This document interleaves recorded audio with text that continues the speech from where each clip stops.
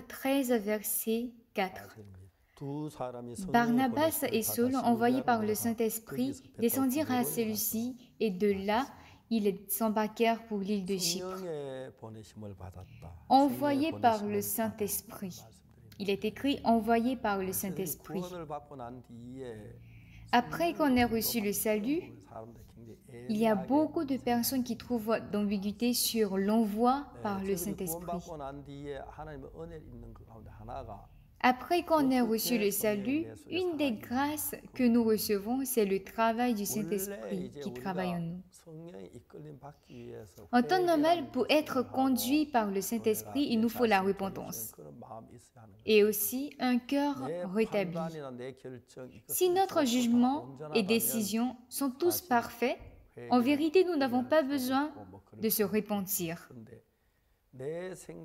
Mais la réalité est que notre pensée et l'esprit qui est la parole de Dieu sont différentes.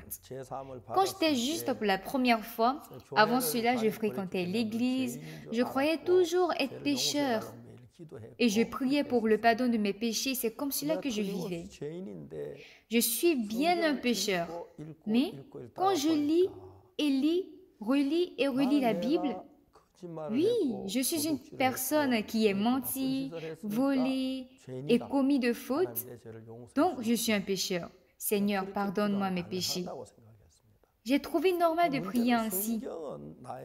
Cependant, il y a ce que dit la Bible et elle dit qu'on est juste.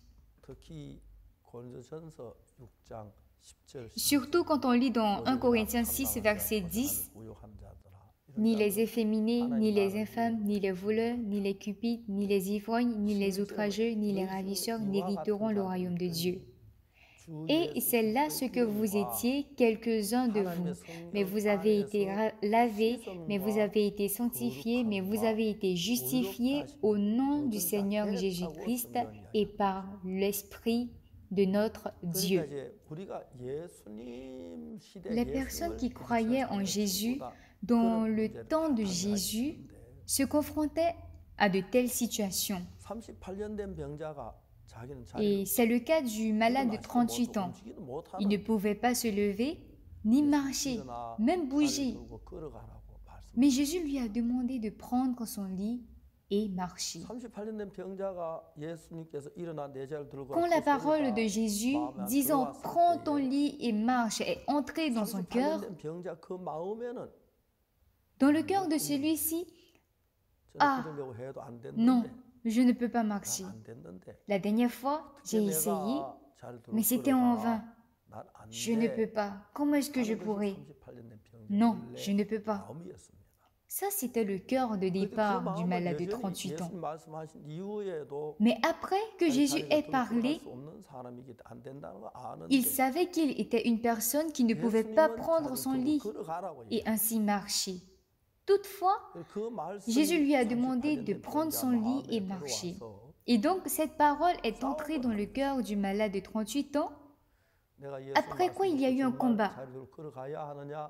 Un combat entre « dois-je vraiment me lever et marcher comme ce que dit Jésus ?» et « non, je ne peux pas. La dernière fois en essayant, je suis tombé, je me suis blessé, je ne peux pas marcher. » Du moment où le malade de 38 ans dit « je ne peux pas marcher », c'est sa pensée qui mène. Mais quand la parole de Jésus mène, on peut voir qu'il est capable de prendre son lit et marcher. J'ai continuellement cru que j'étais pécheur, parce que même à l'église, c'est ce que j'ai appris. Aussi, j'étais pécheur, je péchais. Et donc, je ne doutais pas du fait que j'étais pécheur. Ah, je suis pécheur. J'ai beaucoup volé, j'ai beaucoup menti, j'ai même mal agi. Je me suis beaucoup battu aussi. C'est vrai que j'allais à l'église, mais le problème est que plus j'avançais dans l'église, mes péchés s'approfondissaient au lieu d'être légers. Quand je lis la Bible, il y a un combat entre la parole et moi. On a absolument commis le péché, oui. Ce n'est pas que la Bible n'avoue pas qu'on a péché, la Bible affirme cela. car tous sont péchés, mais car tous sont privés de la gloire de Dieu, mais par le moyen de la rédemption qui est en Jésus-Christ, ils sont gratuitement justifiés par sa grâce. Dieu nous dit juste. Si Dieu nous dit juste, quand je lis la Bible, il y a un commun entre la parole et moi. On a absolument commis le péché. Et ce n'est pas que la Bible n'avoue pas qu'on a péché, la Bible affirme cela.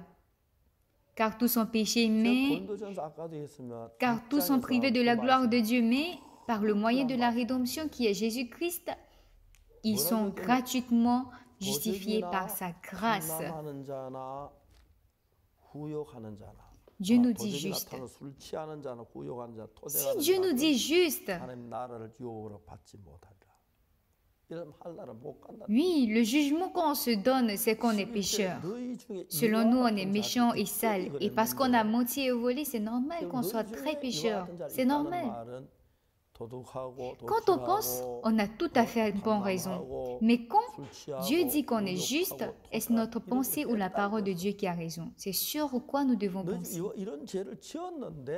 Tout à l'heure, nous avons parlé de 1 Corinthiens.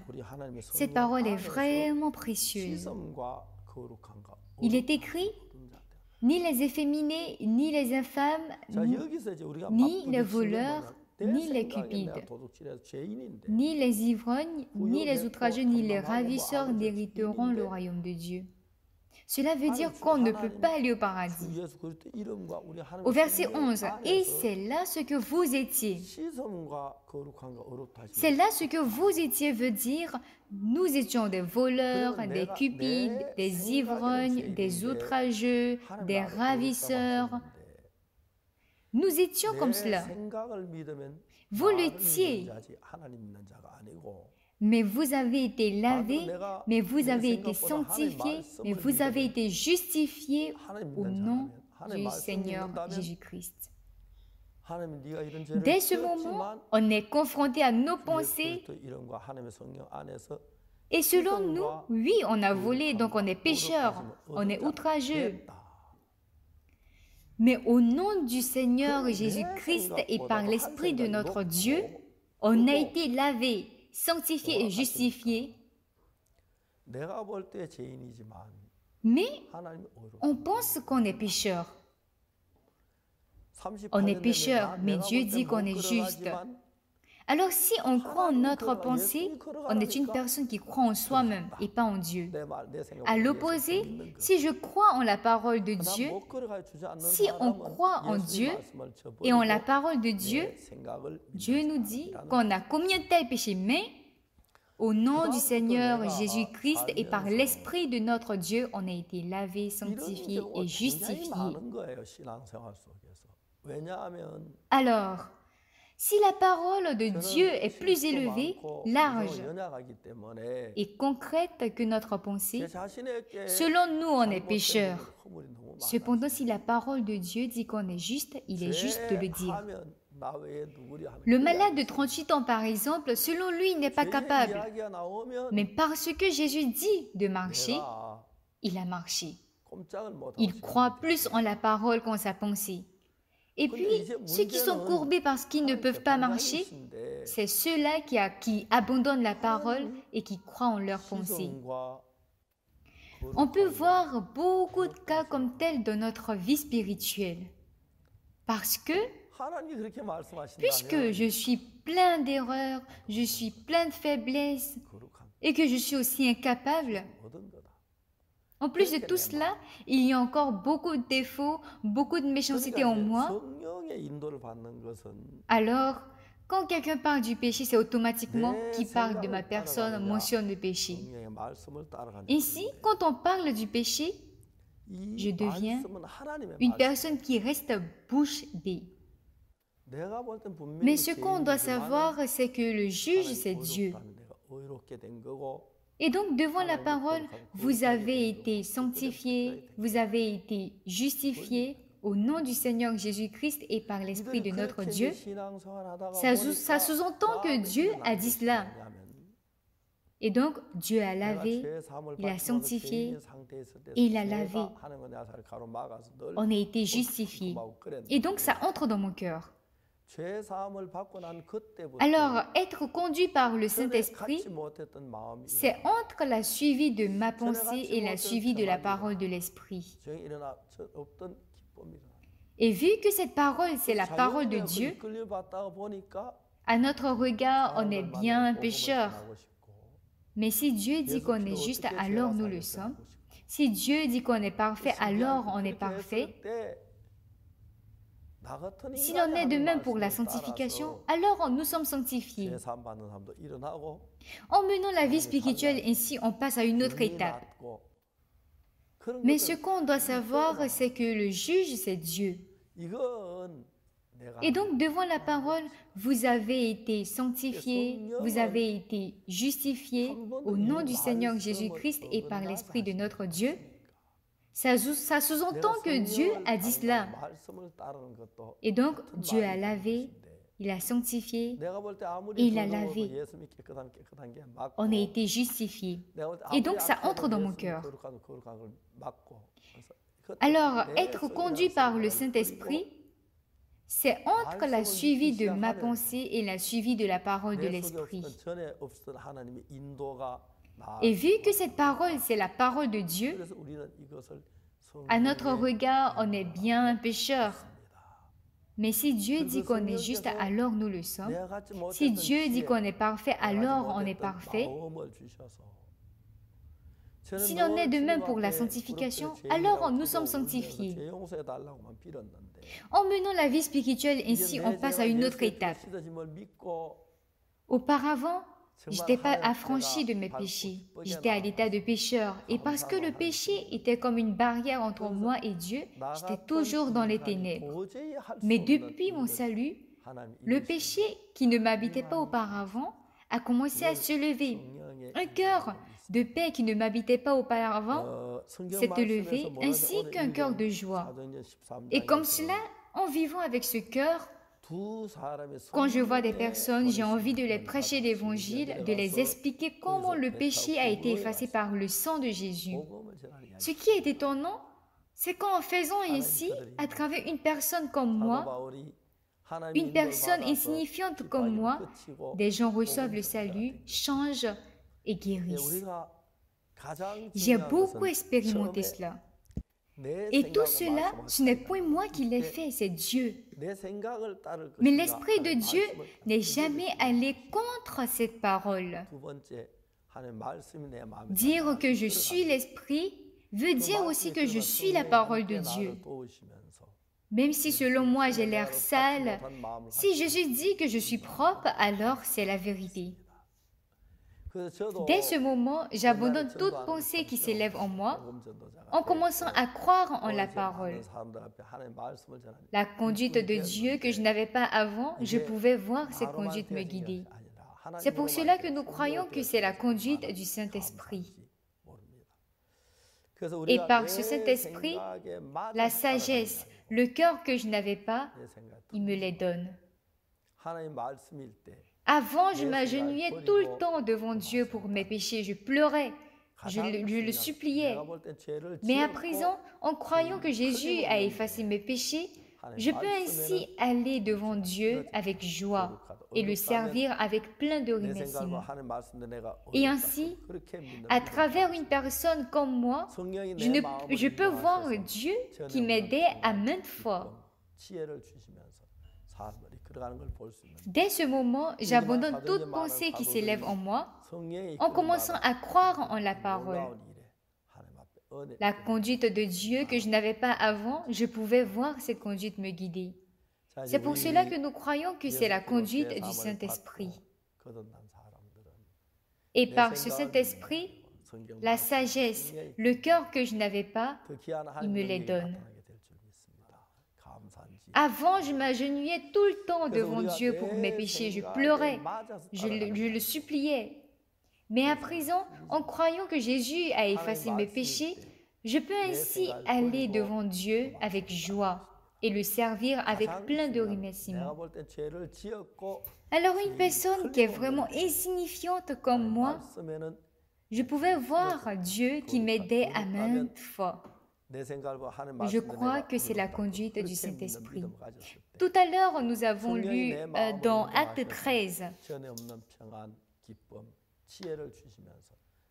Barnabas et Saul, envoyés par le Saint-Esprit, descendirent à Séleucie et de là, ils s'embarquèrent pour l'île de Chypre. Ça parle de lorsqu'ils ont prêché l'Évangile. Dieu les a conduits. Alors une personne qui est vraiment insignifiante comme moi, je pouvais voir Dieu qui m'aidait à maintes fois. Je crois que c'est la conduite du Saint-Esprit. Tout à l'heure, nous avons lu dans Acte 13, Barnabas et Saul, envoyés par le Saint-Esprit, descendirent à Séleucie et de là, ils s'embarquèrent pour l'île de Chypre. Ça parle de lorsqu'ils ont prêché l'Évangile. Dieu les a conduits.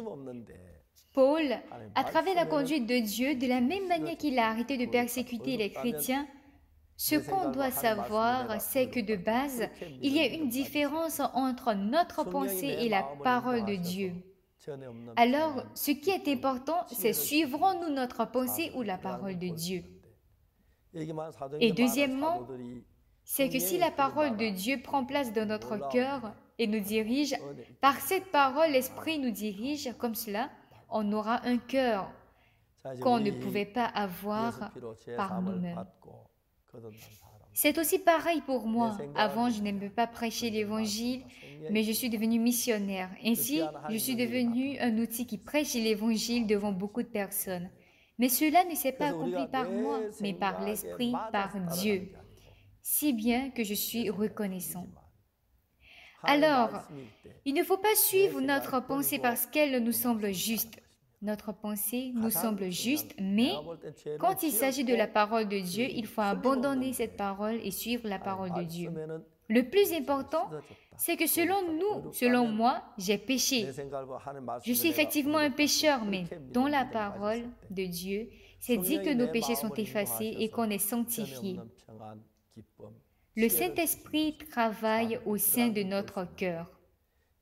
Et la paix, la joie, la sagesse qu'on ne possédait pas, on peut voir tout cela diriger les gens.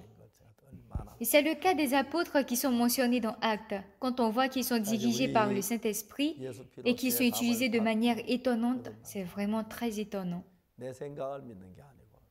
Alors, nous qui avons reçu et qui sommes affranchis du péché par l'obtention, sans croire en notre pensée, mais en croyant en la parole et en étant dirigé par le Saint-Esprit, je crois que la capacité de Dieu se manifestera davantage. Merci.